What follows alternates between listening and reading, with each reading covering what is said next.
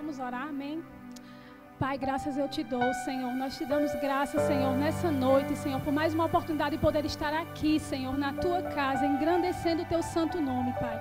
Que os meus irmãos possam acolher cada palavra, Senhor, com mansidão, Senhor. Que toda expectativa gerada em ti, Senhor, seja suprida, Pai. Que todo aquele que entrou pelaquela porta, Pai, possa sair transformado pela tua palavra, Pai. Muito obrigada por tudo que tu já fizeste, Senhor, e por tudo que tu ainda vais fazer, Senhor. Em nome de Jesus, amém. Obrigado, pessoal do louvor. São uma bênção.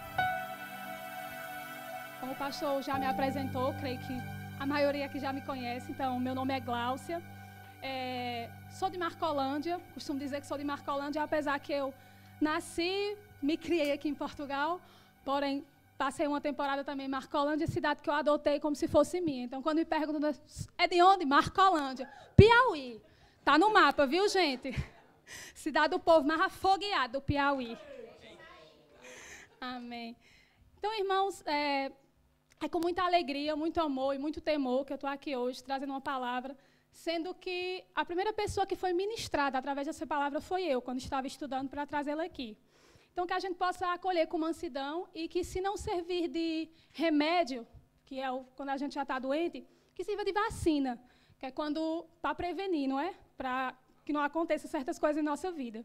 Então, hoje a gente vai falar de quê? Qual é o tema de hoje, na realidade? Hoje eu queria falar para vocês o perigo que é você não conhecer a sua identidade em Cristo Jesus. Porque isso é muito perigoso, gente. Eu sempre costumo falar que na minha vida existe uma Gláucia antes e depois de saber verdadeiramente quem eu era em Cristo.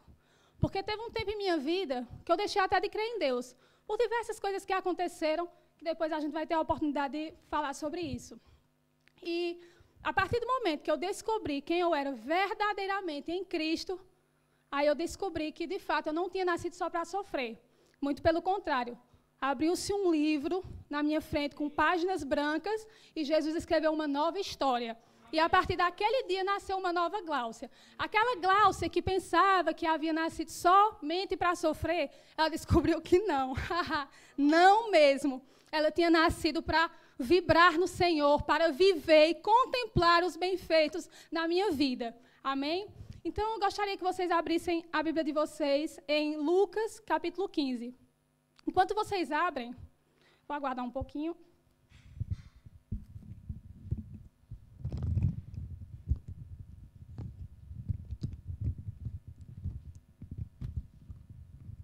Vai dar certo.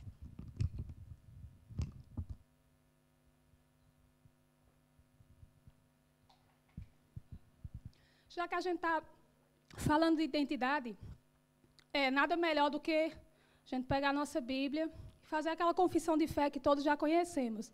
Levante a sua Bíblia e diga: eu sou o que a Bíblia diz que eu sou. Eu tenho o que a Bíblia diz que eu tenho.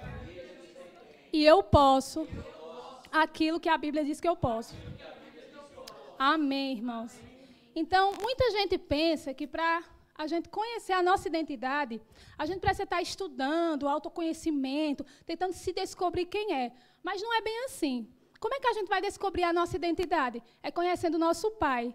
Quando a gente descobrir verdadeiramente quem Deus é, a partir daí a gente pode descobrir quem nós somos nele. Isso sim é a nossa verdadeira identidade. Não é o que a gente acha que é, não é o que a gente acha que tem, não é o que a gente acha que pode. É o que a Bíblia diz que eu tenho, é o que a Bíblia diz que eu sou e é o que a Bíblia diz que eu posso. Amém? Então, como eu pedi para vocês abrirem Lucas 15, Lucas 15, então, tem aí algumas parábolas. Uma delas, logo no primeiro versículo, é a parábola da ovelha perdida. Não sei se é esse título que vocês têm aí na Bíblia de vocês. Depois, em seguida, eu tenho outra parábola, a parábola da moeda perdida. E eu tenho a parábola do filho perdido. Então, a gente tem aí 3 coisas que se perderam. Nós temos uma ovelha, nós temos uma moeda e nós temos o filho também que se perdeu. E eu lendo essas parábolas, o que a gente vê? Que em 2 delas, que é a primeira, a parábola da ovelha perdida e a da moeda perdida, quando a moeda e a ovelha são encontradas, o que acontece? Há muita alegria. Muita alegria. Quando encontra a ovelha perdida, diz que, que o pastor deixou 99 e foi atrás de uma. E quando encontrou, houve muita alegria. Na moeda, da mesma forma, quando a moeda foi encontrada, houve muita alegria. Mas aqui, na parábola do filho perdido, nós temos, de fato, alegria quando o filho é encontrado pelo pai, o pai se alegra juntamente, faz uma festa. Estou só contextualizando aqui para a gente chegar no que Deus colocou em meu coração. Só que aqui nessas parábolas, nas três, tem uma pessoa que não está tão alegre com o que foi achado, que é o filho mais velho, o irmão mais velho, nesse caso aqui. Então, gostaria de ler com vocês Lucas 15, a partir do verso 25. Só para, antes do verso 25, então, o filho perdido foi encontrado pelo pai, o pai mandou vestes novas, anel no dedo, matar o melhor novilho que ele tinha, e foi festa. Só que aqui, a partir do verso 25, acontece que o filho mais velho vem chegando em casa. Então, vamos ler. Lucas 15, 25. Enquanto isso, o filho mais velho estava no campo. Quando se aproximou da casa, ouviu a música e a dança. Então chamou um dos servos e perguntou-lhe o que estava acontecendo. Este lhe respondeu: seu irmão voltou, e seu pai matou o novilho gordo porque recebeu de volta são e salvo. O filho mais velho encheu-se de ira e não quis entrar. Então seu pai saiu e insistiu com ele. Mas ele respondeu ao seu pai: olha, todos esses anos tenho trabalhado como um escravo a teu serviço e nunca desobedeci às tuas ordens. Mas tu nunca me destes nenhum cabrito para eu festejar com os meus amigos. Mas quando volta para casa esse seu filho que esbanjou os teus bens com as prostitutas, matas o novilho gordo para ele.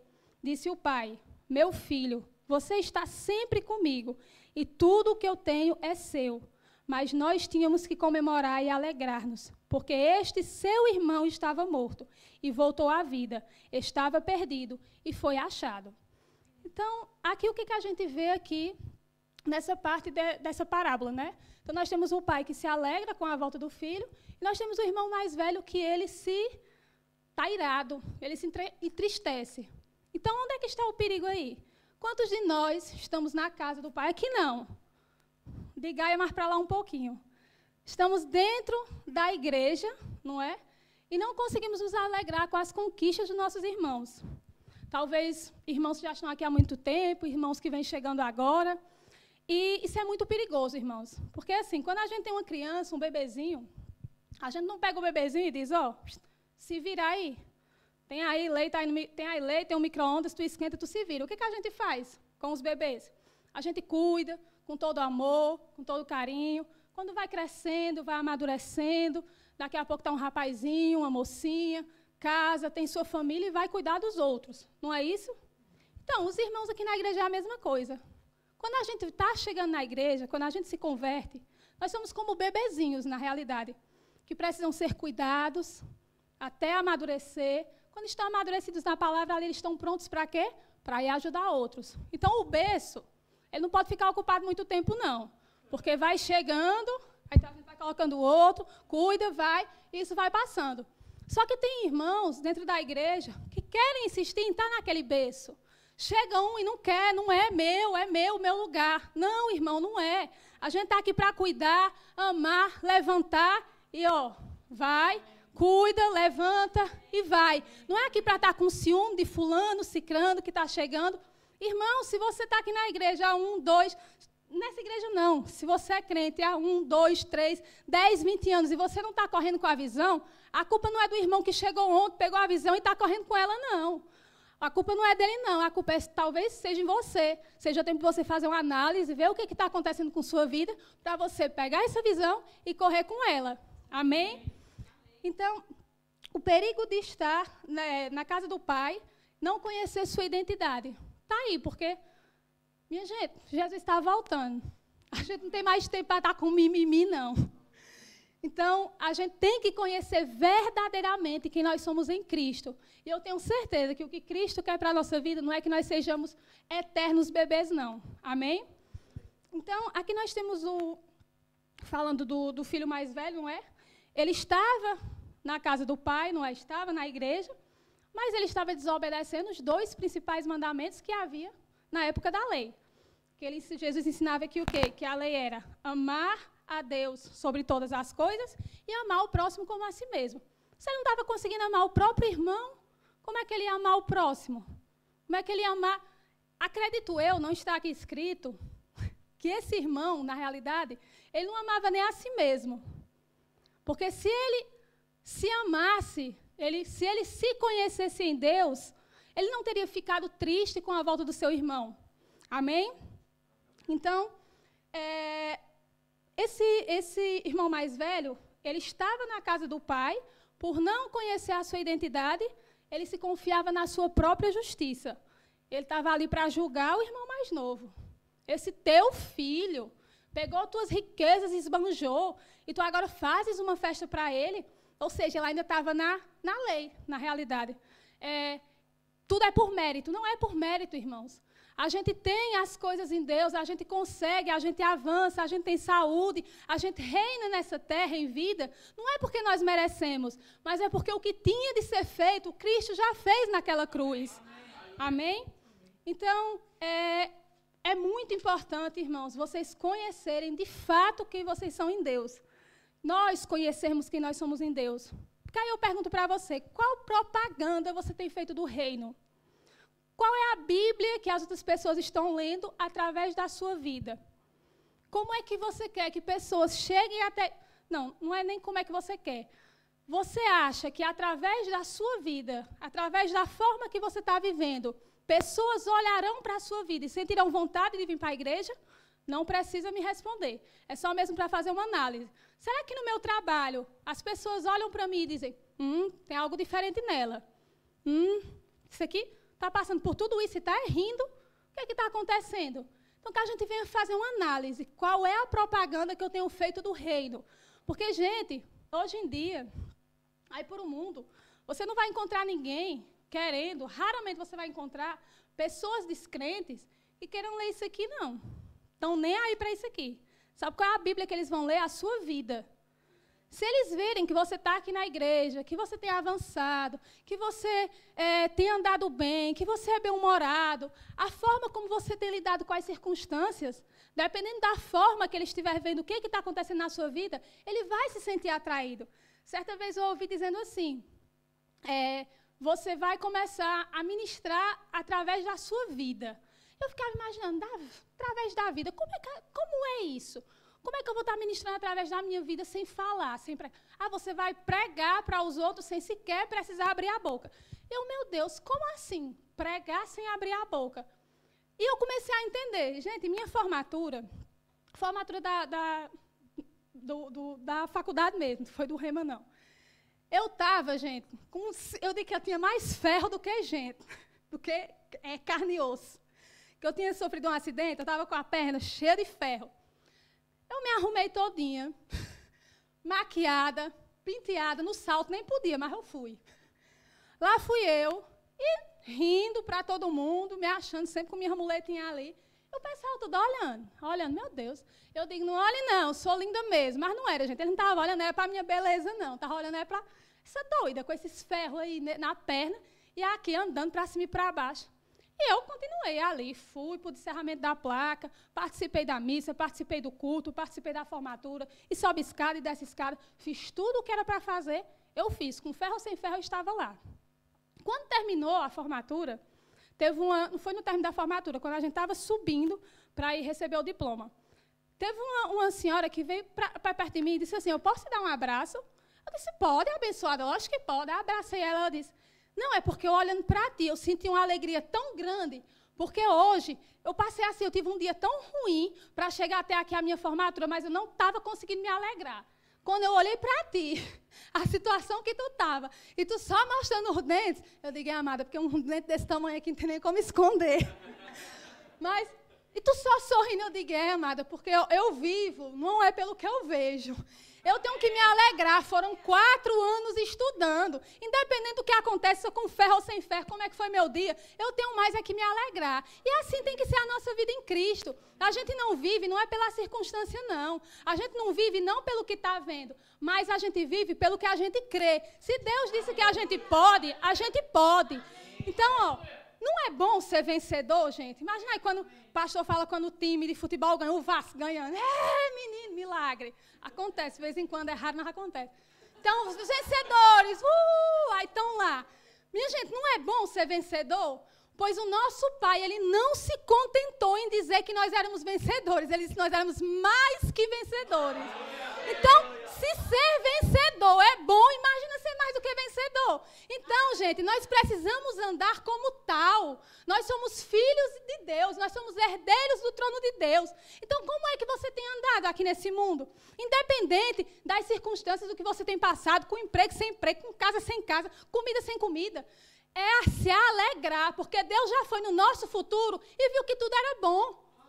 Você tem noção? Minha gente, eu pelejo. Vocês conhecem pelejo?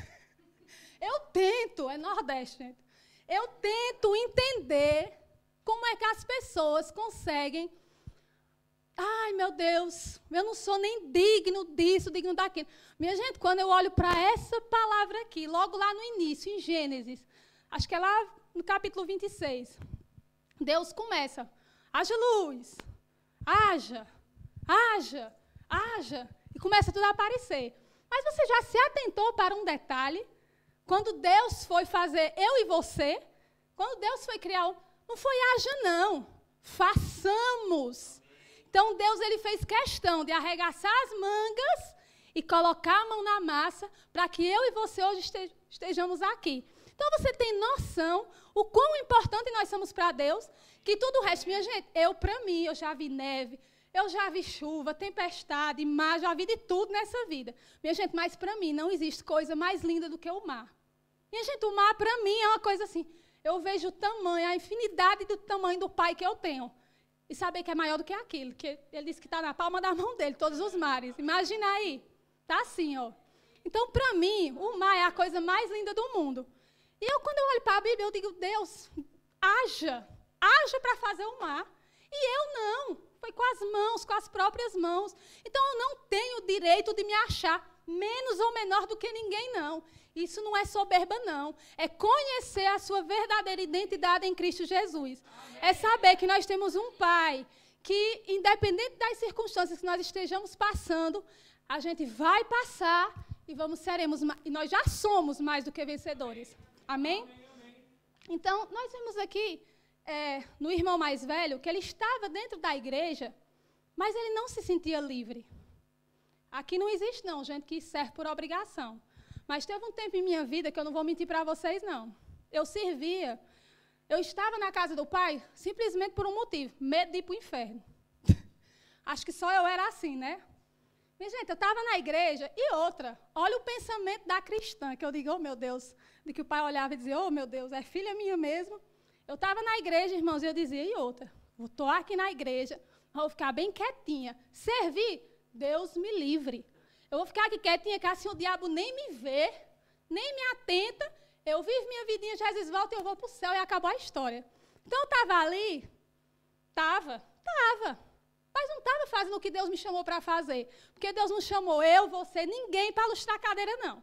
Deus, ele criou um propósito e depois ele criou você. Não foi o contrário, não. Não foi, fulano nasceu, agora deixa eu ver aqui o que nós vamos fazer na vida dele. Não, de jeito nenhum. Deus criou um propósito e depois ele criou você.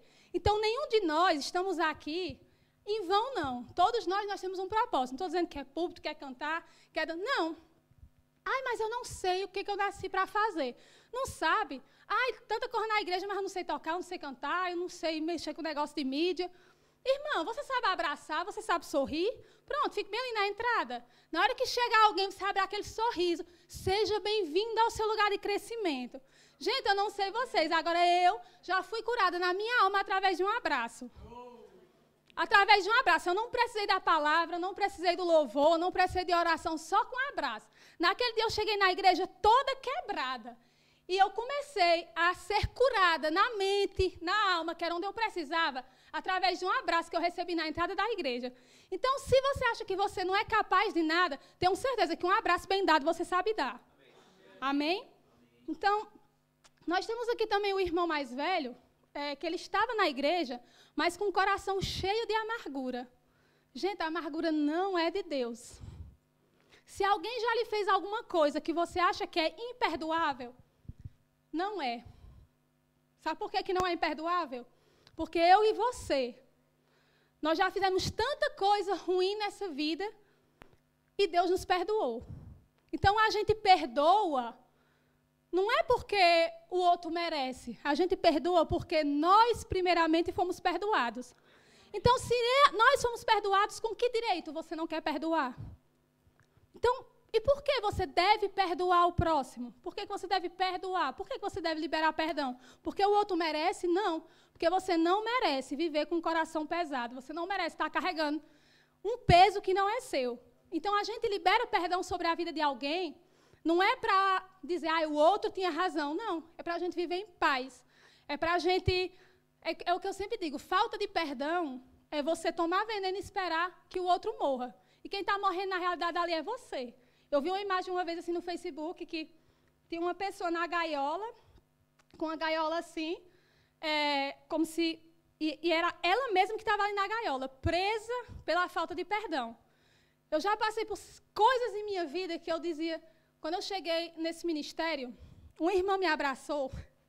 Ela não me conhecia, não. Depois a gente veio descobrir que a gente se conhecia, que a gente já tinha estudado junto lá na 6ª série. Ela veio levantar umas coisas minhas que eu digo, meu Deus, não, deixa enterrada, irmã. Ela, tu andava com óculos assim, que eu digo, minha irmã, esquece isso aí, pelo amor de Deus. Sei que nós estávamos lá no culto de jovens, essa irmã me abraçou, e ela simplesmente disse assim, libere perdão. Enquanto você não liberar perdão, você não vai conseguir avançar. Eu não disse nada para ela, não, mas dentro de mim, não é você. Não foi você que passou por o que eu passei. Se fosse você, eu queria ver se você perdoava. Irmãos, eu fiquei com aquilo, ainda fiquei com raiva da irmã. Ixi, só o que faltava. Tu sabe metade do que eu passei para tu estar mandando eu perdoar? Eu caio para mim, alguém foi fuxicar a minha história para essa menina, bem aí. Mas deixa estar. Mas não era não, irmãos. Eu vim descobrir que, de fato, ali era Deus querendo falar comigo. Porque em minha vida, enquanto eu não liberei o tal do perdão, eu não estava vivendo, não, irmãos. Eu estava adoecendo em todas as áreas da minha vida. Eu estava me tornando uma pessoa amarga, coisa que eu nunca fui e nunca hei de ser. Eu estava maltratando pessoas que estavam ali, perto de mim, me amando, me levantando, cuidando. Eu estava maltratando por causa da tal da amargura. Talvez essa pessoa, que eu estava com tanto ódio na época, estava vivendo. A vida dela nem lembrava que eu existia. E eu ali com ela de dia e de noite em minha mente. De dia e de noite.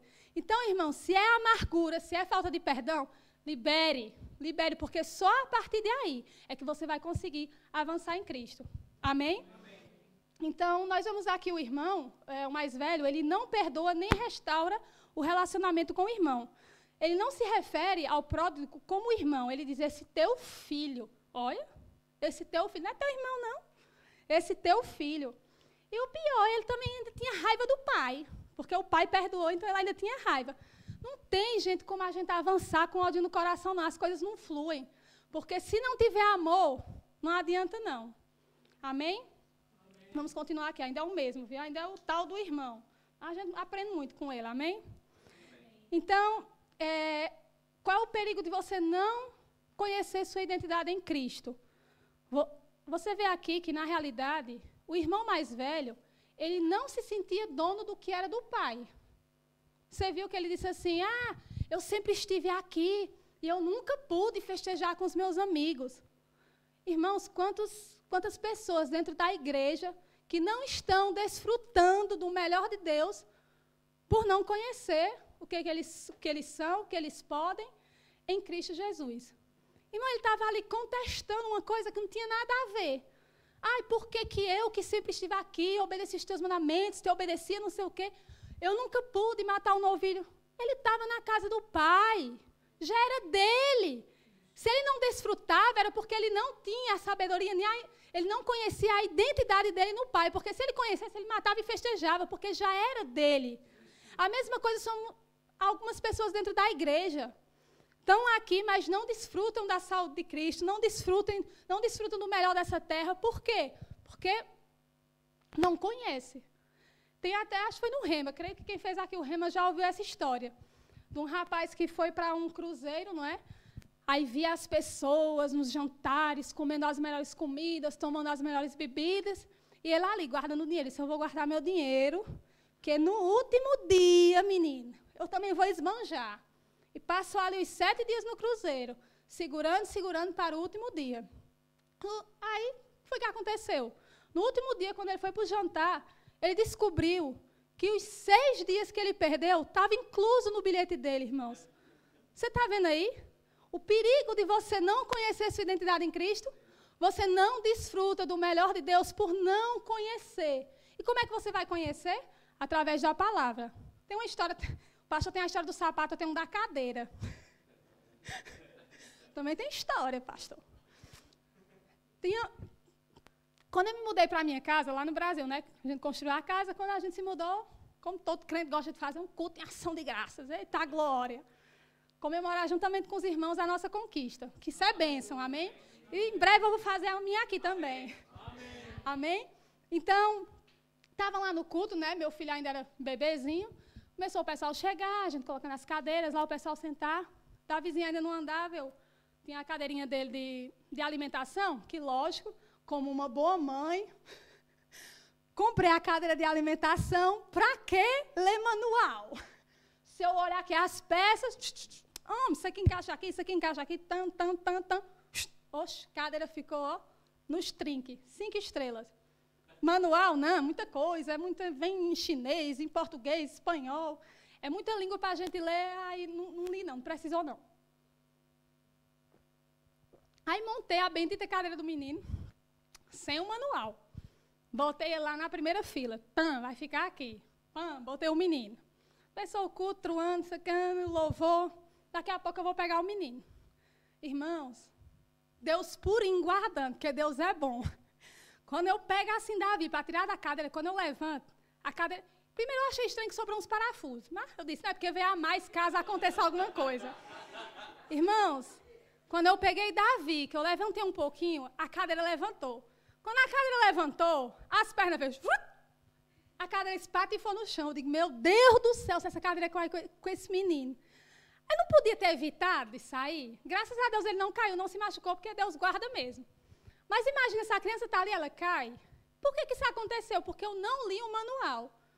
E por que nós, crentes, quebramos a cara também, tantas e tantas vezes? Porque a gente insiste em não ler e não seguir o nosso manual. Porque nós também temos um manual. Está aqui, ó, palavra. Aqui tem tudo o que nós precisamos para não precisar quebrar a cara. E além disso, que isso é muito bom também, muito, muito bom, nós temos o Espírito Santo dentro, que nos ensina e nos alerta sobre todas as coisas. Então, não há necessidade da gente pular etapas e pular processos sem necessidade. Está com dúvida? Palavra. Está com dúvida? Espírito Santo está aí dentro. Amém? Então, só para... Não sei se eu estou no meu tempo, nem vi que hora eu subi. Pastor, estou no tempo ainda? Amém. Então, ó, o mesmo pai que saiu ao encontro do filho pródigo para abraçá-lo, sai para conciliar este filho. Ele foi lá conversar. Mas o bonito não quis, não. O pai, ele está sempre pronto, de braços abertos para nós. Independente do que você fez, faça ou venha a fazer, o nosso pai, ele continua nos amando. É o que eu costumo dizer assim, ó.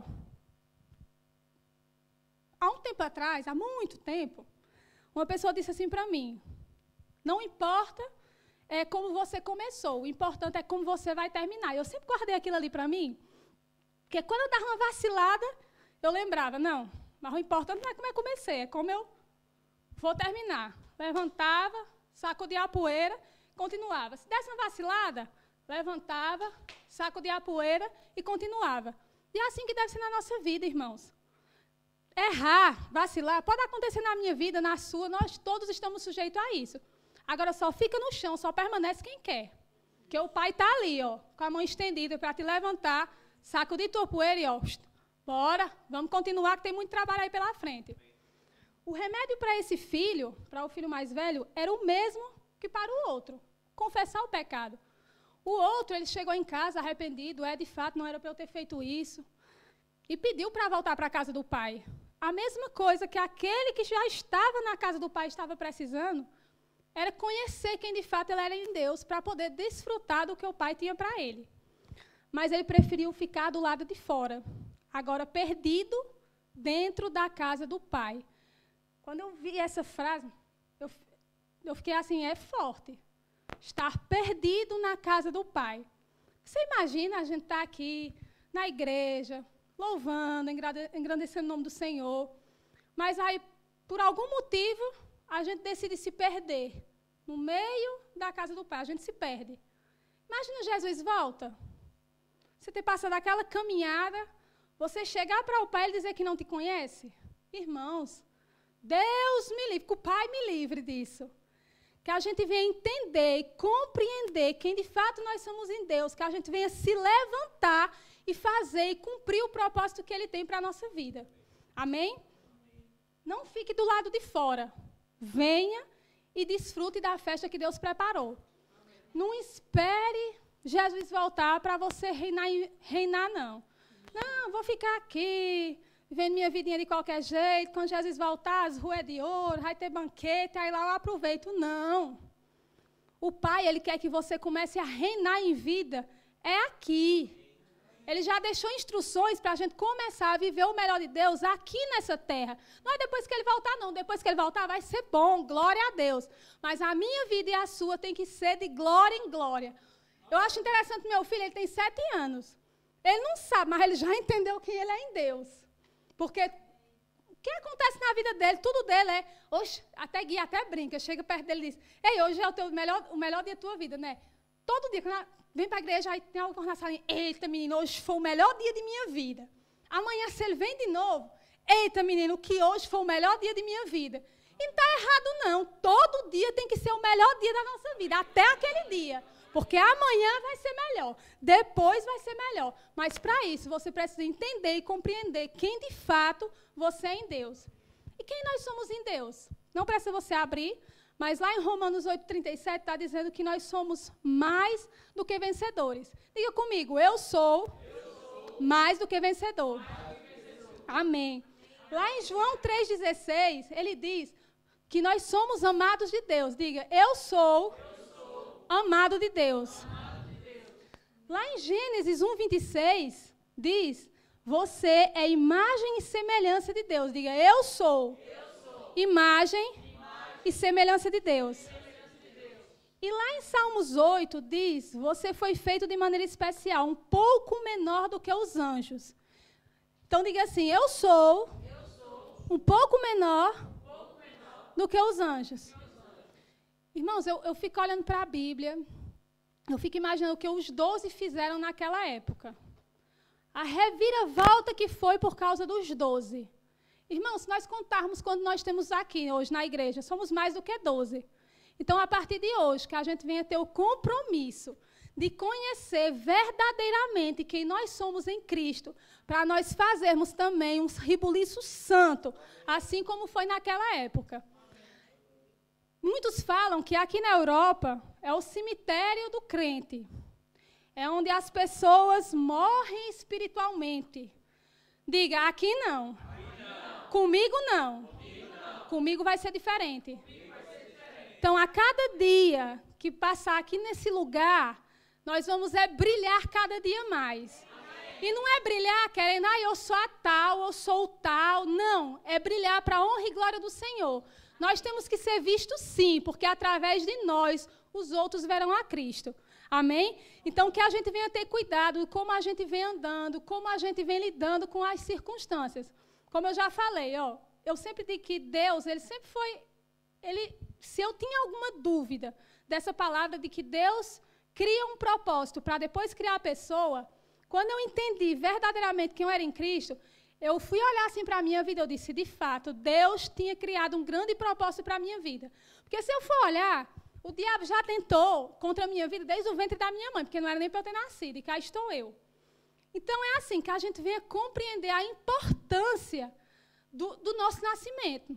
Nasceu fulano de tal. Minha gente, o nascimento é uma coisa muito grandiosa, porque não está nascendo qualquer coisa, qualquer pessoa ali, não. Está nascendo um propósito de Deus para esse lugar.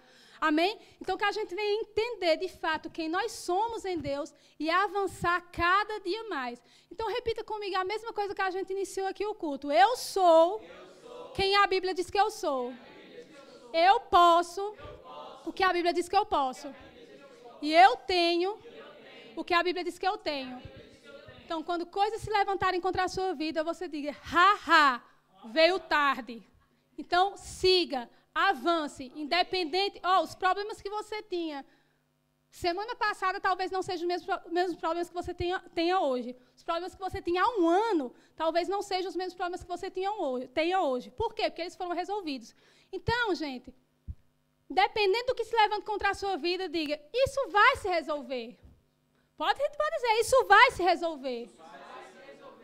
Gente, se eu não morrer até agora, com os problemas que eu tive, não vai ser nessa aqui, não. Bota isso em sua cabeça. É avançando, avançando, avançando, avançando. Então, leia. Temos aí livros maravilhosos para você aprender ainda mais sobre identidade, sobre quem nós somos em Cristo. E, principalmente, buscar cada dia mais do Pai. Porque quanto mais nós conhecemos do Pai, mais nós vamos conhecer a nossa verdadeira identidade. Amém? Então, eu agradeço a oportunidade e... Pastor.